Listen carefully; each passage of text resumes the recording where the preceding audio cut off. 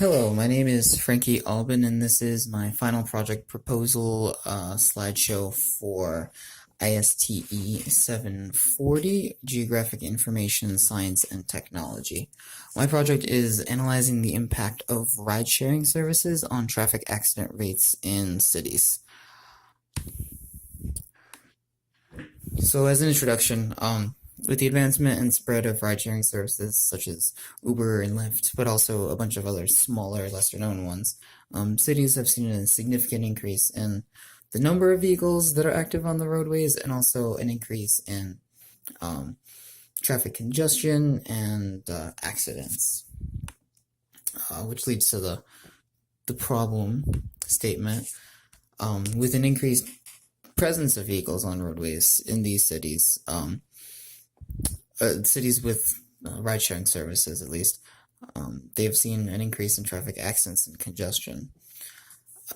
And so problems with researching this would include that there is data available on some of these ride-sharing services like Uber, but not all of them. Lyft does not offer open data, for example. So that is one issue. Another is the data that does exist is limited to certain locations. So Uber, again, has an open data site, but they only have data for a curated set of cities, and rather than all of the cities that Uber serves or is present in. And this is currently a major topic. However, analyses of this kind are still not plentiful.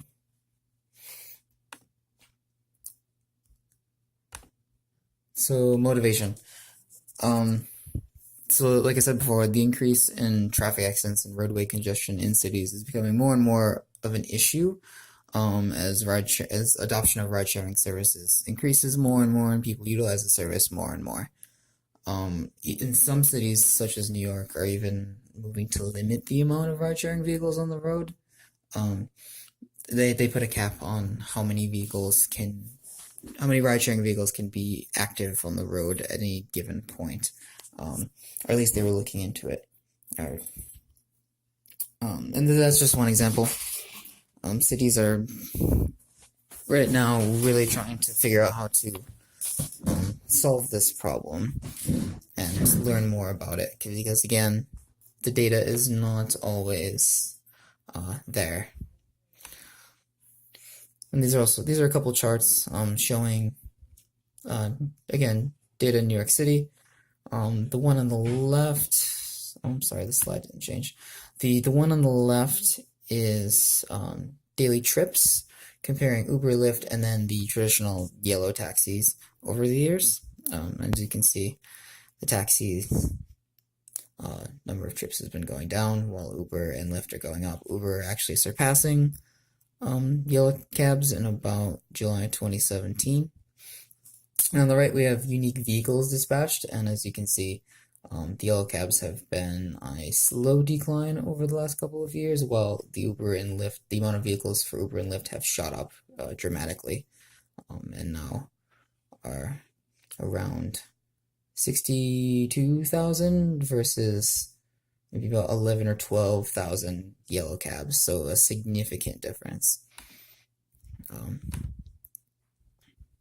So project goals is determine if there is a correlation between rideshare vehicle availability and the rate of accidents, as well as what the accident rates in those areas is, how accident rates in those areas have changed with the adoption of ride-sharing services.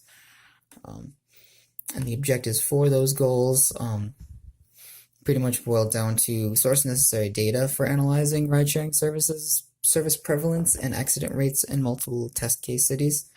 I believe I list them in a later slide, but I believe the cities that I decided on after looking at what data was available are DC, Boston, Pittsburgh, and Cincinnati.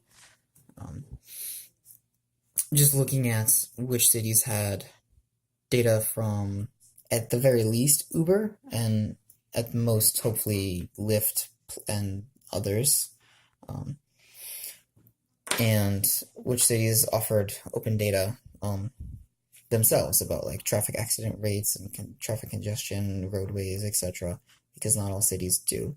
So those are the four that I pinpointed that have the necessary data or adequate data to run these analyses on. Second point, conduct geospatial analyses as described in the below methodology section, which I'll get to in a couple minutes. Onset data to determine accident rates, prevalence of rideshare vehicles on the road, and the correlation between the two. Third point, create visual representations of these findings in the form of thematic maps, which will be basically the final deliverable here. Significance and potential benefits. This is, like I said before, a very timely research subject as the roadway congestion and accident rates continue to increase along with the prevalence of rideshare vehicles on roadways in cities. And again, as I said before, cities across the country are working to determine the correlation between the two and how to address the issue and how they operate. So like I said before, in New York, it's just simply putting a cap, a limit on how many ride-sharing vehicles can be on the road at a single time. But other cities are looking into different ways to tackle the problem, and knowing the direct relationship between these traffic issues and ride-sharing services is obviously necessary for figuring out how to address the issues. So as much research as possible needs to be completed in order to aid finding those solutions. And right now, research on it is still fairly light. So a couple sources that I'm utilizing in this project. One is a spatial statistics case study from Ozenbruggen, Linder, and Nugent, titled Detecting Unsafe Roadways with Spatial Statistics, Point Patterns, and Geostatistical Models. Essentially, the study seeks to identify and analyze roadways with the most severe safety concerns and therefore roadways with the highest need for safety improvements. This is somewhat related to, while not directly analyzing, of course, ride-sharing service impact or traffic accidents, it's a lot of the methods that they used are very similar.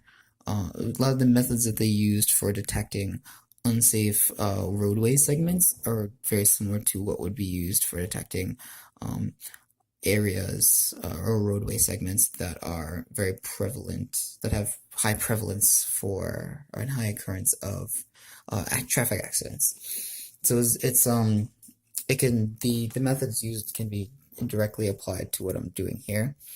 And the case study itself is extremely relevant in the realms of urban science and even general public safety and roadway improvement. Identifying and analyzing where crashes occur the most, why, and the factors that impact that situation is essential and the foundation to using JS to understand city safety and improvement, and kind of goes back directly to what I'm doing here with my project. And next, I mentioned this earlier, Uber Movement is the name of Uber's ride-sharing service, or ride-sharing open data site. It provides anonymized data for over 2 billion Uber trips. The cities that they have cities all across the world, but for North America, they have data on Boston, Toronto, San Francisco, Pittsburgh, DC, and Cincinnati. The reason that I ended up choosing Pittsburgh, DC, Cincinnati, and Boston out of those again is because those cities had the best data on traffic accidents and congestion and stuff from the city open data pages themselves. Uber just provides, obviously, the Uber data. But the website's really cool. It has an interactive online like data explorer with maps and filters like right on their site, and then all data is downloadable as CSV, JSON, and shapefiles, all freely available to use. And so to my methodology, it's pretty simple. What it boils down to is the ArcGIS Pro tools and methods listed here. So high injury network, which identifies roadway segments with the highest prevalence of a certain factor. So in this case, it would be traffic congestion and traffic accidents. Hotspot analysis is similar to that, similar idea, but hotspots show the general hotspots on in a location, while high injury networks show basically hotspots on specific roadway segments. So using both to get a clearer picture of the situation. And then again, final deliverable is thematic maps. So thematic map creation in ArcGIS Pro will be the final step. I do also want to look into pursuing space-time cube analysis. Unsure if I'll have the necessary data, but if I do, I think that'd be a really cool and useful way to visualize what we're seeing here in terms of rideshare vehicle presence on the roads, and then accidents and congestion, especially over time, which is really what we're looking at, seeing over the years that the ride-sharing services have taken off compared to how accident rates and congestion rates have trended towards in that same time. And expected results, basically I'm hypothesizing that